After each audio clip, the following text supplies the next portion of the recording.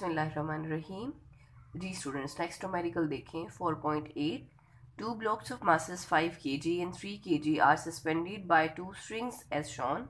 Find the tension in each string। ठीक है, अब आपको एक डायग्राम नज़र आ रही है, मैं आपको यहाँ भी ड्रॉ करके दिखा देती हूँ। ठीक है, एक सपोर्ट है, उसके साथ एक रस्सी बंधी हुई है। ठीक है, ऊपर वाली जो रस्सी है उसके साथ जो मास है दैट इज़ 5 kg। ठीक है, फिर उसके नीचे एक और रस्सी लटकी हुई है, उसके नीचे जो मास है दैट इज़ 3 kg। ठीक है, अब वो ये कह रहा है कि इस स्ट्रिंग में और इस स्ट्रिंग में इन दोनों में टेंशन फाइंड आउट करें। तो हम टेंशन फाइंड आउट करके बताएंगे। अब सबसे पहले हम डाटा लिखेंगे। डाटा में सिर्फ आपको दो ही चीज़ें गिवन है। ठीक है, एक तो आपको गिवन है मास 1 दैट इज़ 5 kg। ठीक है, और दूसरा आपको गिवन है मास 2 दैट इज़ 3 kg। अब आपने फाइंड आउट क्या करना है, आपने फाइंड आउट करना है यहाँ क्या है टेंशन 1 और यहाँ क्या है tension 2। So you will write in to find tension 1 आपने फाइंड आउट करनी है और टेंशन 2 फाइंड आउट करनी है। तो सबसे पहले आपको ये पता होना चाहिए कि टेंशन क्या चीज़ है। ये जो रस्सी में यहाँ है जिसकी वजह से इसने बैलेंस किया हुआ इन दोनों मासेस को। ठीक है, कि वेट क्या है हमेशा डाउनवर्ड एक्ट करता है, टेंशन हमेशा अपवर्ड एक्ट कर रही है। तो वो फोर्स जिसकी वजह से ये दोनों ब्लॉक्स बैलेंस हुए पड़े हैं, या आप ये भी कह सकते हैं कि ये जो रस्सी थी, रस्सी में जो तनाव था वो किसकी वजह से था, वो टेंशन की वजह से था। तो टेंशन जो है वो हमेशा वेट की इक्वल होती है। अगर आप इस रस्सी में टेंशन देखें तो इस रस्सी के साथ ये ब्लॉक भी हैंग किया हुआ है और ये वाला भी इसी के साथ आ जाएगा। तो जो टेंशन 1 है that will be equal to weight 1। ठीक है, अगर आप कह लें कि इस मास का जो वेट है वो W1 हम कह लें, और इस मास का जो वेट है दैट विल बी W2। तो जो इस रस्सी में टेंशन है वो इन दोनों मासेस की वजह से है, तो इन दोनों का हम वेट फाइंड आउट कर लेंगे।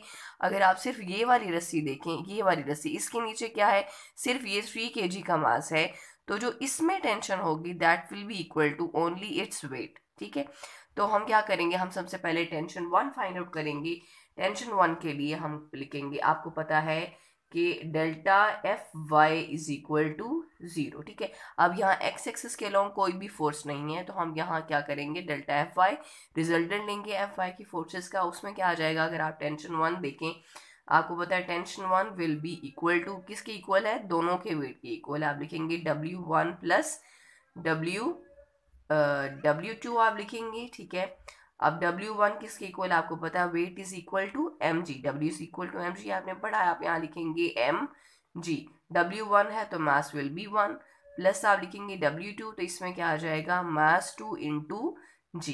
ठीक है, अब मास 1 किसके इक्वल है, ये वाला आपके पास मास 1 है, आप लिखेंगे 5 मल्टीप्लाई बाई ग्रेविटी की वैल्यू ऑन अर्थ कितनी होती है, 10 होती है, प्लस m2 किसके इक्वल है, 3 मल्टीप्लाई बाई ग्रेविटी की value on earth that is 10। यहाँ आ जाएगा 50 plus 30, so that will be equal to 80।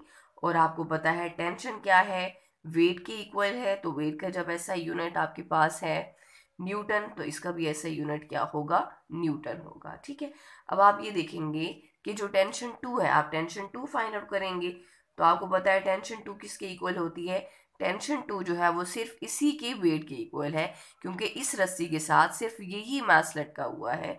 तो आप यहाँ लिखेंगे टेंशन 2 इज इक्वल टू, आप लिख लेंगे W2 है। ठीक है, और आपको पता है W किसके इक्वल होता है, W2 is equal to W is equal to mg। ठीक है, जब W2 है तो मास विल बी 2 आप लिख लेंगे साथ ही।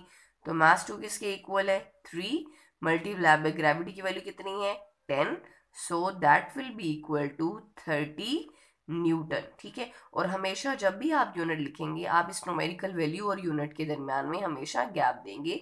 सो this is the right way of writing unit with its value. आप लिखेंगे tension 2 is equal to 30 newton. Okay.